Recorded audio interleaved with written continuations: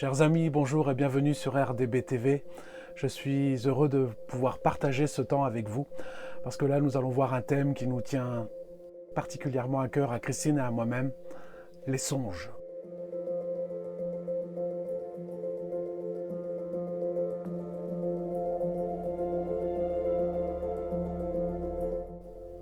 Et vous en pensez quoi des songes ?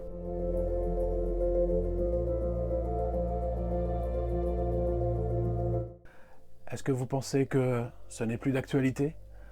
Les songes, le moyen que Dieu utilisait dans une certaine époque pour parler aux uns et aux autres, est révolu ? Ou c'est quelque chose qui est encore bien d'actualité ? Je vous ai dit tout à l'heure que ce thème nous tenait particulièrement à cœur, à Christine et moi-même, puisque pour nous, dans notre vie, dans notre expérience personnelle de vie avec le Seigneur, c'est un des moyens par lequel il nous parle. Et souvent, il nous a dit des choses très importantes dans notre marche avec lui, concernant le ministère, mais aussi des choses concernant d'autres personnes, mais aussi concernant notre propre santé et notre vécu. Mais avant tout, je voudrais que l'on fasse le point un petit peu sur les songes. Je ne vais pas faire un enseignement, je ferai un enseignement plus tard, mais là c'est juste une capsule, parce que j'ai vraiment un message que j'aimerais vous passer, parce que c'est une question, écoutez bien, de vie ou de mort. Voici ce que dit Job au chapitre 33 à partir du verset 14. Dieu parle cependant, tantôt d'une manière, tantôt d'une autre, et l'on n'y prend point garde. Il parle par des songes, par des visions nocturnes, quand les hommes sont livrés à un profond sommeil, quand ils sont endormis. Alors il leur donne des avertissements, et met le sceau à ses instructions, afin de détourner l'homme du mal et de le préserver de l'orgueil, afin de garantir son âme de la fosse et sa vie des coups du glaive. On voit dans ce verset que Job nous dit que Dieu parle de différentes façons. Tantôt d'une façon, tantôt d'une autre. Il nous parle bien évidemment par sa parole, et ça c'est une évidence, c'est un des moyens que Dieu utilise pour nous parler, c'est évident. Il utilise les visions, il utilise la prophétie, il utilise toutes ces choses, mais il parle aussi des songes. Et il dit que Dieu se sert des songes pour nous parler pendant notre nuit. Et bien souvent, ces songes qui ne sont pas des rêves. Je ne sais pas si vous comprenez le truc. Les rêves, tout le monde en fait. Tout le monde fait des rêves, c'est prouvé médicalement, c'est prouvé scientifiquement, tout le monde rêve, mais tout le monde ne fait pas des songes. La différence que je donne, moi, c'est ma définition. Un rêve est quelque chose que l'on fait pendant la nuit, et quand on se réveille, il se dissipe, c'est ce que dit la parole. C'est un rêve, il s'évapore. On n'a plus de souvenirs. Et pourtant, il a été intense, et quand on s'est réveillé, on se dit « Oh, c'était super ce rêve », et puis au bout d'un moment, pof, on ne s'en rappelle plus. Par contre, le songe, c'est quelque chose que l'on pourrait dire qu'on a vécu. Et je pense qu'en esprit, on a certainement vécu quelque chose de profond, de fort, où on est capable de se rappeler de petits détails qui pourraient paraître insignifiants comme ça, mais qui sont tellement importants. Il y a des années, au tout début de ma conversion, il y a plus de 20 ans maintenant, presque quasiment 27 ans, j'ai fait des songes, et je puis vous assurer qu'aujourd'hui encore, je me rappelle des plus petits détails. Et j'en ai fait des songes, et je me rappelle quasiment de tous, parce que c'est une expérience très particulière. Et tous avaient un sens, tout avait un sens. Et c'est là où certainement il y a problème. C'est que on a du mal à différencier le rêve du songe. Alors permettez-moi de faire juste une petite parenthèse sur les rêves. Il y a 3 sources de rêves. Le premier, c'est nous. Voilà, ça c'est la première source. Nous sommes producteurs de rêves, au travers de ce que l'on vit tous les jours, au travers de nos émotions, au travers de toutes ces choses, psychologiquement, physiologiquement, je ne sais pas l'expliquer, c'est purement scientifique, mais ça vient de nous. Ensuite, il y a une deuxième source qui est Dieu. Voilà. Et celle-là, je la nomme les songes. Dans la troisième catégorie, la troisième source, excusez-moi, c'est celle du diable. Le diable aussi est l'imitateur de Dieu, je veux dire, c'est le singe, d'accord ? Il voit faire Dieu et lui refait la même chose et rien de plus facile pour lui que de venir mettre des rêves en nous. Il sait mettre des pensées, donc il sait forcément mettre des rêves. Et c'est là ce qui fait certainement la difficulté avec les songes. Et c'est pour cela que certains rejettent les songes, parce qu'ils n'ont peut-être pas ce discernement pour comprendre. Et comme ils ne contrôlent pas la chose, comme ils ne peuvent pas l'expliquer, comme ils ne peuvent pas la comprendre, alors ils la rejettent. Ils disent que les songes étaient avant, il ne faut pas y faire attention. Voilà les 3 sources de rêves, nous-mêmes, Dieu et le diable. Je vais m'intéresser à celle qui vient de Dieu, bien évidemment, pour vous donner deux choses qui nous sont arrivées avec Christine. Entre autres, il y a tellement d'exemples, mais j'en ai choisi 2 particulièrement, dont un où, comme je vous l'ai dit tout à l'heure, il est question de vie et de mort. Et je ne plaisante pas, les amis, c'est pour ça que je voulais faire cette capsule. Le premier songe, c'était il y a bien des années, au moins 7-8 ans en arrière, et Christine avait vu sur Internet un pasteur, un couple pastoral qui cherchait un couple pour venir dans leur maison. Ils avaient un gîte, enfin plusieurs gîtes, et eux devaient partir en mission à Madagascar, et ils souhaitaient trouver des personnes pour garder leur maison pendant 2 mois. Et Christine était très intéressée, ça lui avait parlé, et véritablement, elle avait envie d'y aller. Moi, j'étais pas dans la paix avec ça, parce que nous étions pasteurs et nous occupions de groupes de maisons, et je ne me voyais pas partir pendant 2 mois. On en a parlé et tout ça, et on n'arrivait pas à se décider. Christine pensait que ça venait du Seigneur, et je ne remettais pas ça en doute, elle est très prophétique. Mais là, j'étais pas en paix. Et donc, on a décidé ensemble que de prier et de demander à Dieu ses instructions par rapport à cela. Et puis, on a continué à vaquer à nos occupations, et puis on a continué à prendre contact également avec cette personne en Martinique, puisque dans nos vies, on met en application ce verset qui dit « Que tu ailles à gauche ou à droite, tu entendras ma voix derrière toi qui te dira « c'est par ici le chemin ». Donc, on ne s'inquiète pas trop de ce qu'il y a devant, on avance et on voit si le Seigneur a quelque chose à nous dire, il va nous le dire. Si on se trompe, il va nous le dire. Et là, un jour, un matin, elle se lève et puis elle me dit « j'ai fait un songe ».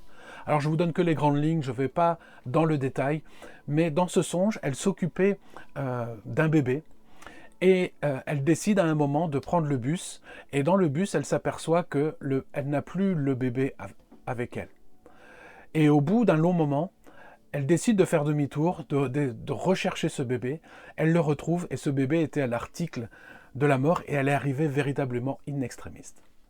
Et quand elle me raconte ce songe, pour moi, ça fait tilt. C'est une évidence, je comprends tout de suite, et peut-être que vous avez compris aussi, que ce bébé, c'était les groupes que nous nous occupions, et que le fait de partir en Martinique nous éloignait d'eux, et qu'au retour, on les trouverait vraiment très mal, en très mauvais point. Donc, je lui explique, mais elle n'est pas convaincue, elle le prend, bien sûr, elle écoute, elle l'accepte, mais elle n'est pas si convaincue, elle demande une confirmation à Dieu, parce que vraiment, la Martinique, ça lui tenait à cœur.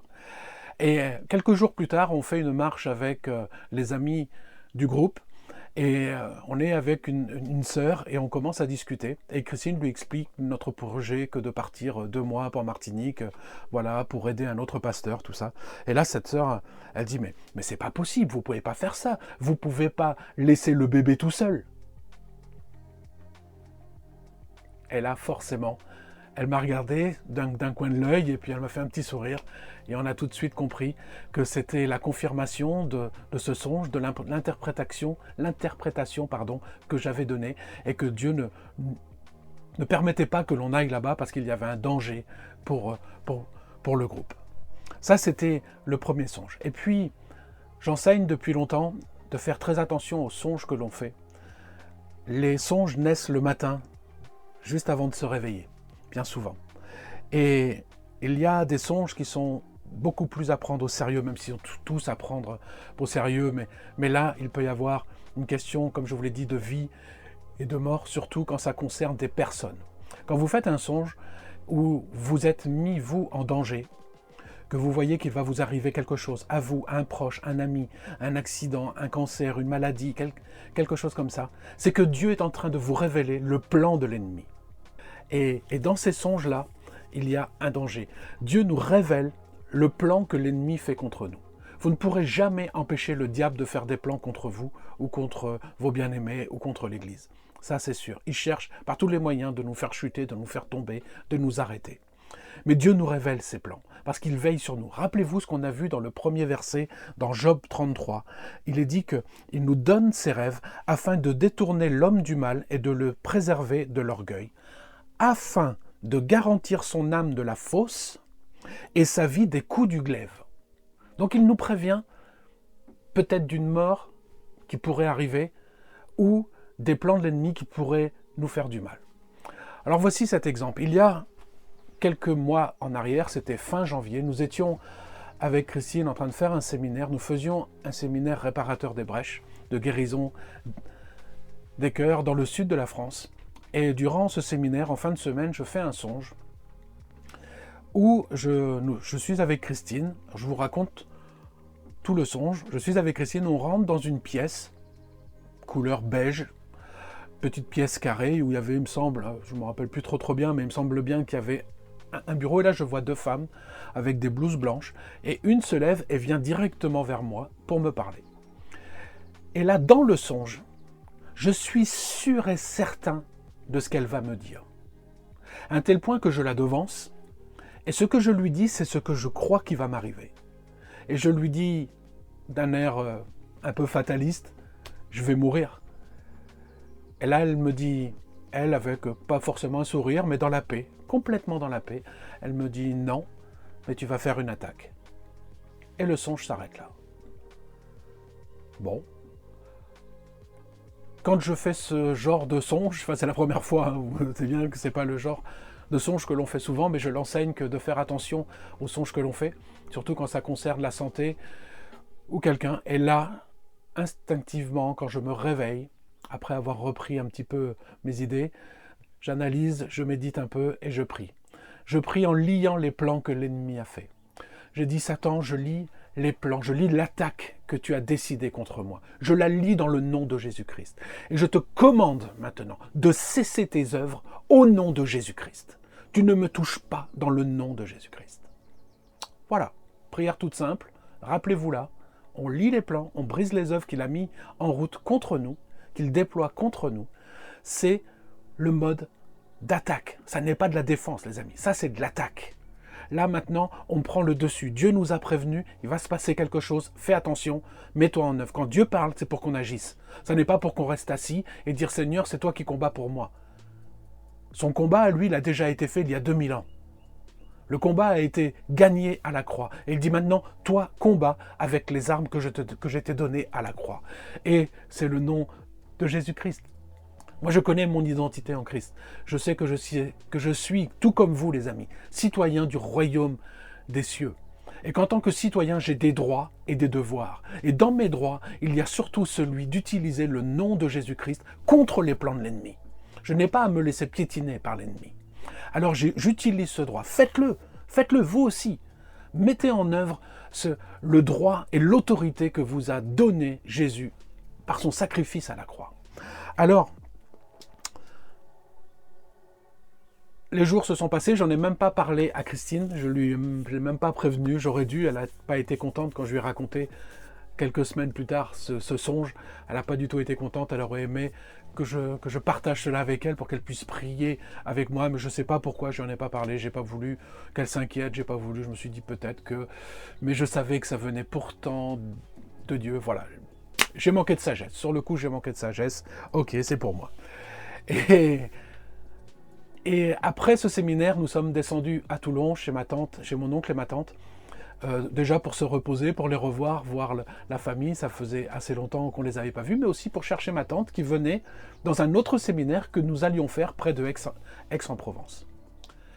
Et le mercredi 12 février, 3 semaines après avoir fait ce songe, on est à table, avec mon oncle et ma tante. Christine faisait autre chose, elle ne mange pas le soir, donc elle faisait autre chose. Et je me sens pas bien. J'ai l'impression que le moindre geste que je fais, dans les millimètres, c'est toute la terre qui est en train de bouger, de basculer. Je sens un étourdissement, je sens comme si j'étais sur un bateau qui se fait balloter, et je suis ancien marin, je sais ce que c'est que de se faire balloter sur un bateau. Et là, je me dis, waouh. Alors, je me dis, ça va passer. J'avais fait la même chose 2 jours avant. Et je me suis dit, le lundi soir et puis c'est passé rapidement. Et là, ça passe pas.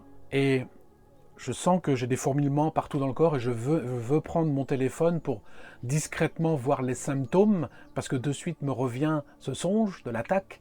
Je pense à un infarctus, un AVC. Alors je connais les symptômes de l'infarctus, de l'AVC un peu moins, si ce n'est qu'on est paralysé d'un côté ou d'un autre, que l'on a du mal à parler. Et là, en voulant prendre mon portable, le bras il fait comme ça, quoi. Il part dans tous les sens, mais pas là où je veux l'amener. Et un mal fou à lever mon bras. Et là, je me dis, hop là, il y a quelque chose qui ne va pas. Et je pense à l'AVC, et je me dis, et ma jambe. Et dans le même instant, j'essaye de lever la jambe droite, impossible. Elle pèse 1 tonne. Je donne l'ordre, c'est bizarre, hein, on le fait instinctivement, mais là, je donne l'ordre à ma jambe de se lever, et elle ne bouge pas. Et là, je comprends que je suis en train de faire quelque chose qui n'est pas bon. Et je regarde, je tourne ma tête tout doucement vers ma tante, et je lui dis, il y a un problème, il faut appeler les pompiers. Et ce soir-là, je me suis retrouvé à l'hôpital avec quasiment 22 de tension, 21, enfin bref, bon voilà. Et c'est un peu ce qui m'a sauvé la bille d'ailleurs. Et j'ai fait ce que l'on appelle un AIT, un accident ischémique transitoire. Alors c'est un nom barbare qui veut dire que c'est un AVC qui dure moins d'1 heure. Et surtout, par la grâce de Dieu, je n'ai eu aucune séquelle. J'ai passé 1 semaine à l'hôpital où on m'a fait subir toute une batterie de tests parce que, en plus, dans mon hérédité, mon père est décédé à 40 ans d'un infarctus. Ils m'ont fait tous les tests, mais j'ai pas de problème. J'avais pas de problème au niveau cholestérol, un petit peu de triglycérides, mais pas de problème cardiaque. J'avais fait les tests d'effort, j'avais fait tout ça. Donc, et ils ont cherché partout. J'ai pas les veines ne sont pas bouchées. Il y a rien. Ils ont rien trouvé. Et donc, au bout d'1 semaine, je suis reparti, voilà, en bonne santé, ma foi, fatigué, très fatigué, mais sans séquelles. Et ça, c'est la grâce de Dieu. Donc, et là, j'ai commencé à parler, donc à Christine, j'en avais déjà parlé, à la famille, j'en avais parlé durant cette semaine que j'avais fait ce songe, et là, Christine, elle n'était pas contente du tout, là j'ai vraiment manqué de sagesse. Et elle aurait aimé combattre avec moi. Eh oui. Mais ma réflexion après coup, c'est que me serait-il arrivé si je n'avais pas prié? Si je n'avais porté aucune attention à ce songe que Dieu m'avait donné? Si j'avais dit, oh, c'est pas grave, c'est qu'un rêve, c'est un cauchemar? Peut-être que j'aurais eu des séquelles. Et je pense que j'aurais eu des séquelles. Parce que rappelez-vous, dans le songe, il est dit que j'allais pas mourir, mais que j'allais faire une attaque. Il n'est pas dit que je n'allais pas avoir de séquelles. Ou que j'allais toujours être en très bonne santé. Mais je n'allais pas mourir, c'est pas la même chose. Rappelez-vous Job avec Dieu et le diable.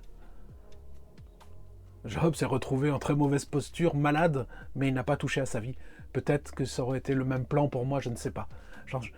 Mais ce que je sais, c'est que le fait de lier ce plan, je n'ai aucune séquelle aujourd'hui. Il a essayé de m'arrêter, comme il a essayé d'arrêter beaucoup d'autres, et peut-être que vous-même, il essaye de vous arrêter aussi. Alors les amis, c'est tellement important que lorsque l'on fait ce type de songe, permettez-moi, voilà, il me vient un autre exemple. Alors que nous étions dans notre premier groupe, on était jeunes pasteurs encore à l'époque, et une jeune sœur vient nous voir en nous disant, voilà, j'ai fait un cauchemar cette nuit, elle était bouleversée, où elle nous expliquait que dans ce rêve, elle a vu son frère avoir un accident et mourir. Les pompiers qui venaient, voilà, je passe sur les détails, mais le raccourci, c'est qu'il a eu un accident et il est mort. Et là, elle était paniquée. Je lui dis, attends. Je lui explique quelle est ma vision des songes et ma position quant au fait que Dieu parle au travers des rêves. Et je pense que là, le Seigneur la prévenait de quelque chose par rapport à son frère. Et là, quelques jours plus tard, son frère a un accident. Mais il n'est pas mort. Il est même sorti indemne, sans une égratignure. La voiture est complètement broyée. Les pompiers eux-mêmes ont dit que c'était un miracle, que c'était pas possible qu'ils s'en sortent indemnes, sans une égratignure. Écoutez bien, sans une égratignure. Comme si rien ne s'était passé, mais la voiture était complètement broyée. Je pense que là, c'est parce que Dieu a prévenu. Quand Dieu nous prévient au travers d'un songe, ce n'est pas pour que nous restions assis sur nos chaises ou que nous passions outre. C'est parce qu'il veut que nous nous levions et que nous combattions. On a trop tendance à dire que c'est Dieu qui combat pour moi. Non, Dieu a combattu pour nous. Il y a 2000 ans, Dieu a combattu pour nous. En ayant la victoire sur le diable à la croix, Jésus a combattu pour nous. Et cette victoire, c'est aujourd'hui que je dois m'en servir. C'est aujourd'hui que tu dois t'en servir. Pourquoi? Parce que tu as reçu cette autorité. Tout comme nous avons reçu, tout comme j'ai reçu cette autorité. Lorsque j'ai dit au diable, je lis les plans et je te commande, c'est parce que j'en ai l'autorité et que je le sais. Et je le sais, je sais qui je suis. Je sais que je suis un citoyen du royaume des cieux. Ma sœur, mon frère, tu fais partie de ces citoyens. Nous sommes frères et sœurs, nous sommes concitoyens de la maison de Dieu, nous dit Éphésiens. Nous ne sommes pas n'importe qui. Arrêtons de nous cacher, devenons de véritables chrétiens, sortons de notre enfance spirituelle, sachons nous positionner devant le diable avec les armes que Christ nous a données par sa victoire à la croix. Et cela, ça en fait partie. Si on vous parle de ces choses-là, c'est qu'il y a un danger. Et Dieu veut que vous vous leviez et que vous fassiez face à l'ennemi. Et que vous preniez conscience que, comme on l'a dit, que vous êtes citoyen du royaume des cieux. Et qu'en tant que citoyen, vous avez des droits et des devoirs. Votre devoir, c'est de vous lever. Vos droits, c'est d'utiliser l'autorité du nom de Jésus-Christ et la puissance de Christ manifestée au travers du Saint-Esprit et de votre bouche. Quand vous parlez, la puissance du Saint-Esprit agit et vient lier les plans et briser toutes les œuvres qu'il met en route. Est-ce que vous comprenez cela? Que se serait-il passé si je n'avais pas prié? Peut-être que j'aurais eu des séquelles. Certainement d'ailleurs. Certainement. Peut-être que l'AIT se serait transformé en AVC. Et là, ça aurait été beaucoup plus grave. Je ne serais peut-être pas là en train de vous parler aujourd'hui. Que serait-il passé si on n'avait pas prié avec cette sœur? Son frère ne serait peut-être plus là aujourd'hui. Et il y a beaucoup d'autres exemples que je n'ai pas le temps de vous donner. Alors, les amis, soyez très vigilants. Ne prenez pas ça à la légère. Ce type de songe est très important. Je ferai un enseignement sur les songes, mais ce sera plus tard.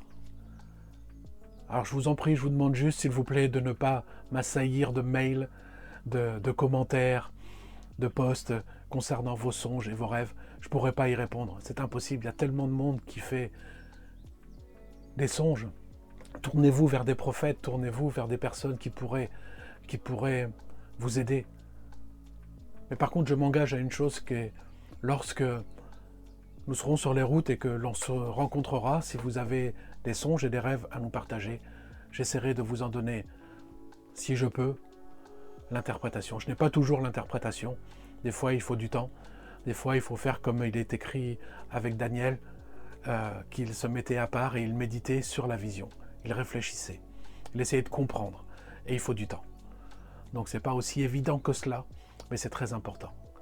Mes amis, nous vous bénissons dans le nom de Jésus-Christ. On vous aime. Et faites de beaux rêves. À très bientôt.